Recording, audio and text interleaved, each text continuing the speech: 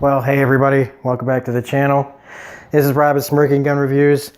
I think my shirt kind of says it all. Yeah, holy motherfucking shirt balls. So, they pulled it off. And I'm gonna just be kind of dumbfounded that I had all day to think about this. We've all had so much time to think about this and prepare and what were they going to do and blah, blah, blah, blah, blah. From the very start of all the speculation of what's going to go on and the reasoning behind, like everybody jumping on the Rick Grimes is going to die bandwagon videos, just, everybody freaking out. And me, I tried to stay off of the, making a video until I knew for sure what was going to happen. And then they confirm that he's leaving and all this stuff. And I finally break down and I make my video about how I'm just not on board with the direction of all this.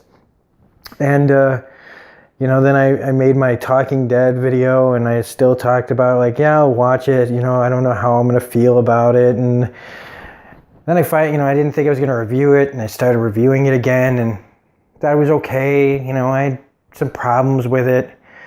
But all day today, in the last couple of days, people ask me, what do you think's going to happen? And to be honest with you, my real answer was, I really don't care anymore. The show kind of gets ruined by all the just non-stop people that can't just enjoy the fucking thing.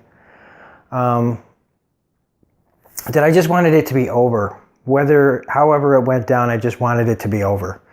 This part of the story, this chapter, whether or not I was going to want to watch anymore or what, it was all going to come down to this. And, everybody all of a sudden, came to accept that he was going to die. And then again, people just couldn't stop. We can't help ourselves, can we? We just had to keep maybe now he's not going to die. And it's just like, Jesus Christ, pick a fucking lane. So I just was like, okay, let's just watch it. I had a bad day at work today. And all I wanted to do was come home and watch this. And I'm late to the party. The show's been over for an hour. In most places, I had to DVR it. And so I was prepared for anything. It took me all 5 seconds to figure out what was going to happen when this episode started. So, this is The Walking Dead, Season 9, Episode 5, What Comes After. Full spoilers if you have not seen this episode, which turns out to be one of the best episodes they've ever done. It is probably in the top 5 best episodes. It is. It's in my top 5, definitely now. This was a masterful episode.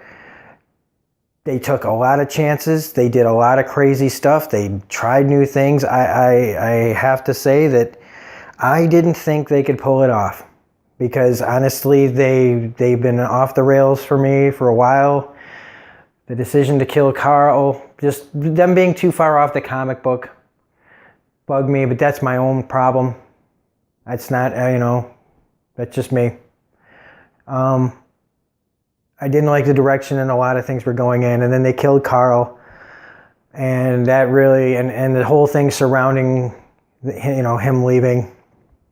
And just more and more of the storylines, it's not adding up for me. And so then they do this and I got to give it up to them. They pulled it off.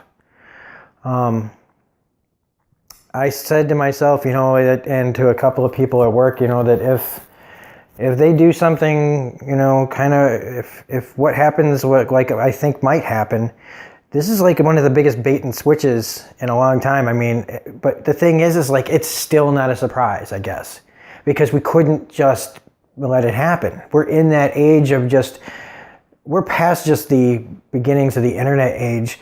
We're now to the age of just complete, we know everything about everything before it even comes out. And it kind of destroys the enjoyment of things.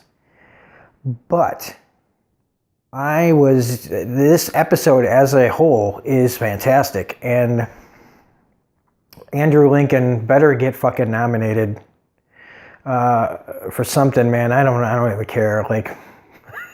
But let's just get into it. So he pulls himself off the fucking rebar with his belt, which was just agonizing to watch.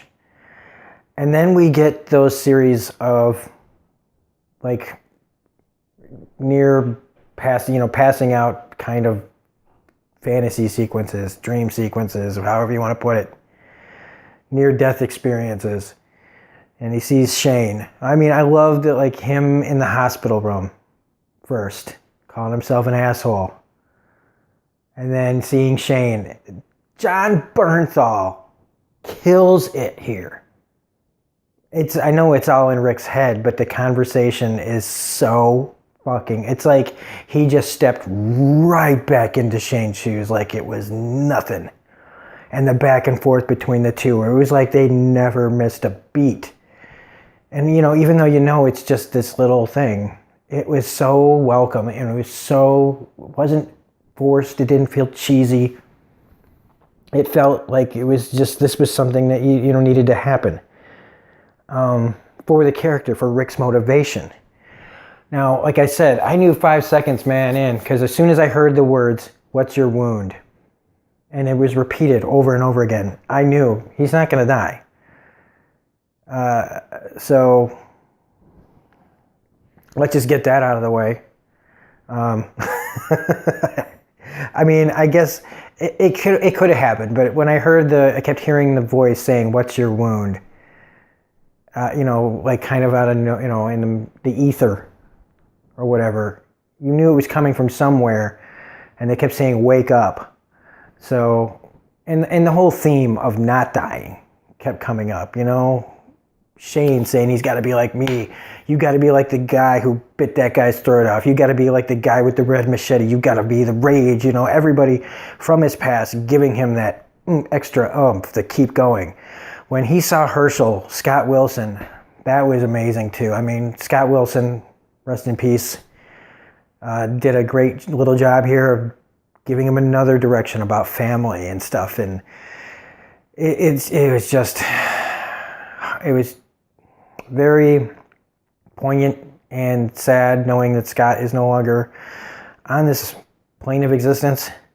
A little sad, very, very sad actually. But I'm glad that they figured it out. I'm glad that they were able to do that before he passed. I mean, nobody knew, I guess, that he was going to, but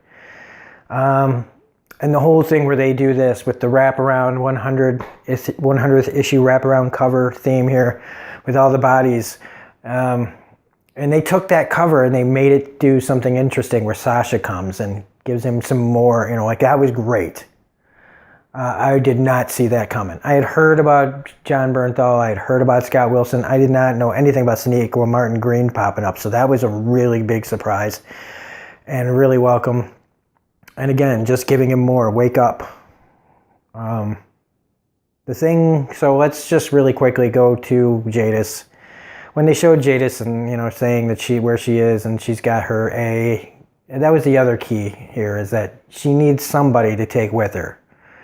So it was kind of like hard to not kind of see where this was going. Or at least how we hoped it was going. Because I still, even though I was pretty sure that he was going to make it out of here, it wouldn't be out of the realm of impossibility that he just still dies. It's The Walking Dead. Everybody dies eventually.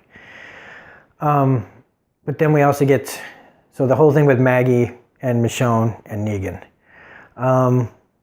They jumped way forward in time, or in comic time, to get the Maggie-Negan confrontation out of the way. The Maggie-Negan confrontation in the book doesn't happen for a long time from this moment where they are at on the show. And it's fine that I think that they do this now instead of later, especially since Lauren Cohen is supposed to not be really on the show pretty soon. So seeing how pathetic he is and basically how dead he is and he's crying and everything, he's already dead. He already wants to be dead. He's nothing, killing him. It is pretty reminiscent of kind of what happens in the comic, the whole giving himself up. I don't think he was bawling his eyes out in the comics like this version, but whatever. So, I mean, Maggie finally says it's settled. you know, I have a little bit of an issue with that whole thing, you know, with just questioning Rick all the time, you know, and then just to see Rick was right, you know, as usual, you fuckers always plotting behind his goddamn back. And no matter what he does for you guys, somebody's always got a bug up their ass. But whatever, it's fine. Negan's back in his cell, and there's trouble at the camp. And this is where Rick gets back to the camp. It's all this, you know, and the herd comes rolling through and everything. And yeah, I am skipping the cabin that he went to because that just kind of seemed like, how many cabins have they? It's so close to where they're at. How do they miss all this stuff all the time? Like he walks in there and he's looking around like it's the first time. Wouldn't they have gotten the guns and stuff out of there? How are they missing these places? They are supposedly scouring the area for supplies and they miss this fucking cabin. It's the whole like, how is there still gas and, you know, whatever. It's little nitpicks. Doesn't take away from how great this episode was. And just the whole thing at the bridge where, you know, everybody comes racing in. And as soon as you could tell that they were fighting a herd, I knew that that was not really happening. And then everybody turning around and like standing there and everything. It was really, you know, the way everybody was posed. It was nice, you know, but you knew it wasn't real. And then when he wakes up and he's on the bridge, and there was that moment where I was like, well, you know what? I think he really is going to die. I think he's going to go out in this blaze of glory. So I just started preparing, you know, like, oh, well. And I did get kind of, I will admit, a little teary-eyed, like a little like, oh, in the eyes near the end of this episode. Especially when Daryl was looking at him and shooting and everybody's trying to help him. And he says, you know, that about his family, that you're my family, that you guys are my family. And that does kind of answer a question, you know, what was Rick fighting for? And he's fighting for everybody. Like kind of Sasha says, we give them this strength, you know.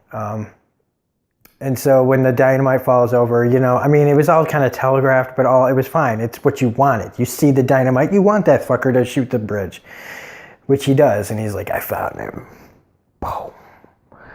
And it's gorgeous. That shot, everything just goes up and just walkers falling in fire into the water. And everybody's screaming. Michonne, you know, rightfully is freaking out. I mean, she's pulling a Maggie right there from the end of last season. And so that part went, I was like, well, if he's going to get on the helicopter with Jadis, man, how the hell, and so, yeah, he fell in the water. He gets washed up on shore. Jadis finds him. The helicopter agrees to take him. He wakes up on the helicopter. I'm going to save you. And you're okay. And they go off, and that song was great. That song was really great. Space Junk. Yeah, that's a really good song. I think they used it maybe earlier in the series. But I can't remember which episode. It seems really familiar to me. And I was kicking myself not being able to remember it. So Rick has lived, and he's off into the sunset with Jadis. Then we get the other crazy thing here, and that's we get to meet what is the new group, part of the group from issue 127, I believe. The actual A New Beginning with like Magda, I think, and her group showing up here and getting rescued by a little girl who turns out to be, I mean, come on. As soon as you saw the little girl, you knew who she was, right? I mean, it was Judith. And she's got Carl's hat, and that's cool as hell. And that's it. They show that trailer for the next 3 episodes, knowing that there's this huge time jump. Carol's got long hair. They have not met the Whisperers yet. And you know what? I mean, they're so far off. Yeah, the Whisperers are coming, and so that is a comic thing. Negan's still alive. It appears that Judith will be taking the place of Carl here a little bit, it looks like. Which is, you know, interesting at the very least.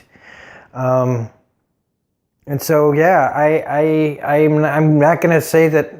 I'm just going to say it. I mean, I feel like if you watched my other videos on this subject, I really didn't think they could do it. And that's on me. That's on me. You know, I didn't have enough faith, but I do now. So, and I feel like no matter where they go now, they've earned me back. Just like when I almost wanted to stop after season 2. Yeah, and even into season 3, I wasn't sure how, I didn't want to keep going. And after this episode, they have found a way to pull me back. They pulled, I'm happy. I really am. I'm glad that I was wrong. I'm glad that they, exceeded my very low expectations. And, it gives Rick some time it gives Andrew Lincoln some time to do some other things and be with his family like he wanted, I guess, and when he shows back up, because they still calling it Rick Grimes' final episode. And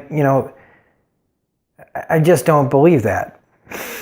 Andrew Lincoln said he's not done with Rick Grimes, and I was taking that, that it could go a few different ways, meaning that he's going to carry this character with him forever, which would make sense when you played somebody for like 9 years. It's gonna be with you. You're never gonna be able to get away from it. So that's about it. I can't wait now for the next episode. I wish I could have done this live, but I didn't want anything cutting out. I didn't want my connection to be timing out on me and stuff like that. So when you guys see this, you'll see this. Everybody will have watched all of the people that they already watched, so I'll probably get about 10 views on this, but that's okay. That's okay. So anyway, if you liked this video, please hit the like button, comment, share, subscribe, all that jazz. Otherwise, this is Rob for Smirking Gun Reviews saying I am happy to admit that I was wrong. I'm glad that The Walking Dead appears to be somewhat back on track. And wherever Rick Grimes is, I hope we see him again soon. So anyway, have a great night, and we will see you later. Bye.